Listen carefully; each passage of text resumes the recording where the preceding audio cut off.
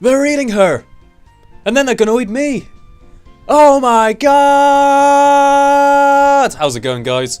Got you a PU match against Major Maru, and PU is, whenever I go on the Smoke and Battle Finder looking for matches, what I'll normally do is I'll bring a PU team, but I'll say, oh, I want to find either PU or NU, because they're pretty similar, and there's not too many people looking specifically for PU matches, so I kind of thought, okay, well, I'll try NU as well, and I'll put my try-hard pants on and, you know, try and win with a PU team.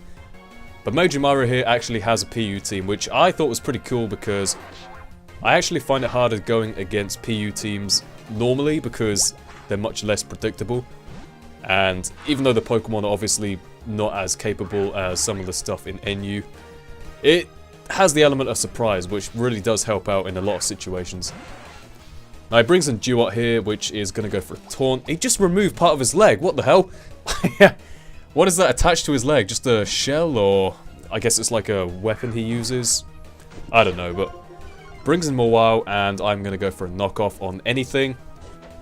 Now the fact that Mawile has the leftovers is actually somewhat of a relief to me, because he's not some offensive Life Orb set.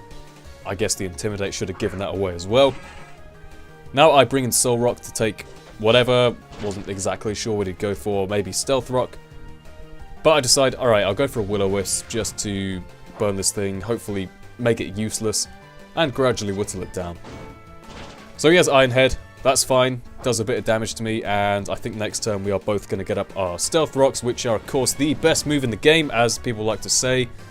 I would disagree, I like Copycat better, but Stealth Rock is pretty good as well. Now, Burn is racking up a course, and I'm going to switch out. I feel like I should probably go into Tentacle here to hopefully spin away those rocks and go for some more knockoffs on stuff. Now, he switches out here, goes into his Baltoy. I don't know if I predicted this. Maybe I did, predicting him to predict me, to predict her, to predict me to go for the Earthquake, but not exactly sure.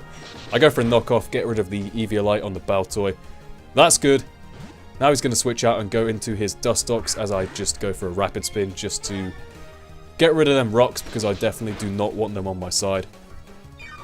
Now Dustox could go either way. Dustox, I've seen a couple of defensive sets with like Toxic, Whirlwind, that kind of stuff. On the other hand, I've been swept by a couple of Quiver Dance Dustoxes, so I kind of thought, right, definitely do not want that to happen, so I go into Monferno here. Eviolite Monferno can definitely take a +1 anything from Dustox. Gets the poison, but that's irrelevant because he can kill me next turn anyway. I just go for a Flamethrower because actually that damage was very helpful to me there, because I actually got down to Blaze range, I think, but no, maybe it's, I think it might have been just above Blaze range, but whatever. I mean, Monferno is the guy who is going to take the damage here and basically ensure that this Dustox can't sweep my entire team. Because Dustox actually is a pretty decent attacker when it comes down to it. So I bring in Zebstrika.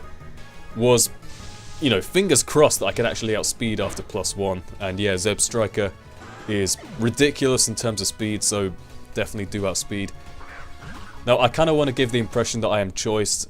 I am an expert belt set, but I may as well because I can't really touch Baltoy with anything anyway. So I switch out. He goes into his Pidgeot here, I guess predicting my switch to Tentacle maybe, but I don't know, I kind of figured I'd switch it up and go into Soul Rock this time. I still take super effective damage from the U-turn, but it's not too big a deal. So he brings in his Lil Maru here as I go for the rocks again, just because, why not? I feel like I should. Now I switch, do not want to get taunted because I would otherwise not be able to do too much to this guy. So I bring in my Shiftry here. Goes for a Scold, and I don't know if he gets the burn this time. Yeah, it is this time. And that would normally be horrible for Shiftry. Shiftry does not appreciate the burns. But I am a special Shiftry, so I go for a Giga Drain. That's going to do round about half. This thing is actually surprisingly bulky. I had no idea, but you know, I guess any of the starter Pokemon do have reasonable bulk. Now he goes for an Encore, I guess maybe expecting a Swords Dance or Nasty Plot, whatever, but now I'm going to switch, go into my Olcadan here. Oh! Now he does switch as well, goes into his Pidgeot because that could easily take a Giga Drain. And the good thing is that a Scarf Pidgeot, which I assume it is pretty fast, pretty powerful, but with the rocks up, it can't freely switch in and out all the time. So as long as I keep the Baltoy from rapid spinning, I should be able to whittle this thing down gradually and get it to the point where I can actually finish it off with priority. So that's kind of the plan here. So I go for Sub, which probably was not a good play because, I don't know, maybe I thought he might go for Toxic, but the fact that he has the Duo around means that I can't really do anything with my Murkrow. And Murkrow normally goes for some kind of Perish Trapping set, I guess, but this particular set is something a little bit different.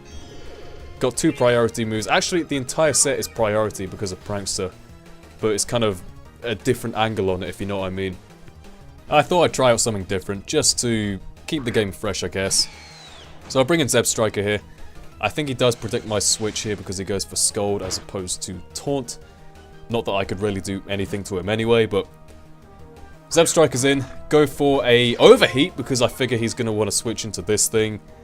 I mean, Zebstrika doesn't really have the best of move pools, but one thing it does get is that beastly Overheat, which is definitely going to put a good dent in good old Mawile here. Definitely not appreciating that. Now, like I said, I am Expert Belt, so I could potentially switch up moves on whatever comes in, but I seriously doubt I would outspeed a Scarf Pidgeot. So I'm going to switch out, go into Olcadan here, figuring he will probably U-turn, predicting my switch into Soul Rock or something.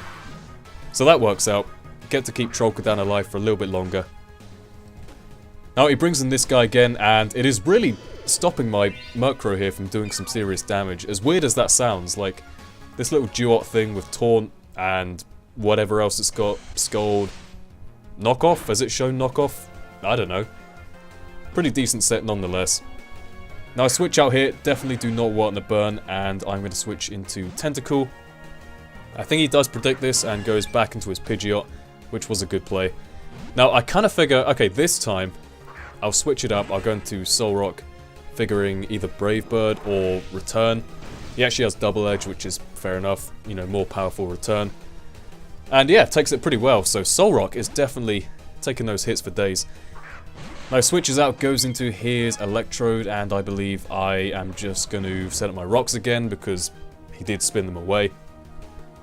Now Electrode, like I said, is one of the guys who will cause my team's trouble a lot. I mean, Electrode is very, like, it has a pretty narrow moveset, like it's normally T-Bolt, Volt Switch, Taunt, Signal Beam, that kind of stuff.